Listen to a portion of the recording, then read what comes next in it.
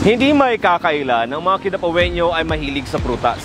Lalo na sa tinaguriang king of fruits, ang durian.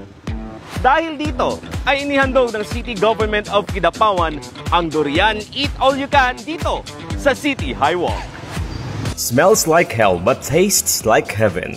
Ito ang mga katagang sumasagisag sa prutas na durian na kinilala din bilang ambrosia o food of the gods dahil sa lasa at texture nito.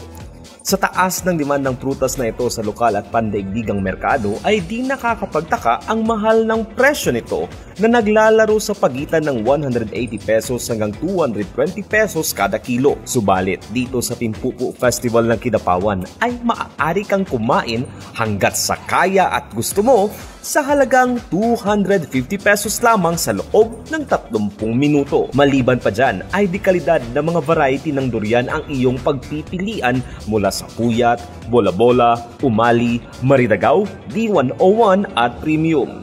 Ang amoy ng durian, hindi man kaaya-aya, nagbigay daan naman ito sa magkakaibigan at bawat pamilya na magbuklod at pagtibay ng samahan sa durian man o sa ginhawa. Ang kasaganaan ay hindi lamang para sa sarili, kundi para sa kapwa upang magdala ng kasiyahan at kagalakan. Lalong-lalo na sa mga nakiisa sa kasadya sa Timpupu. Kasama si Ayan Pamulagan, Limuel Macatol at Jelaika Kate Ganancial mula dito sa City Highwalk. Ako, si Von Clark Herrera.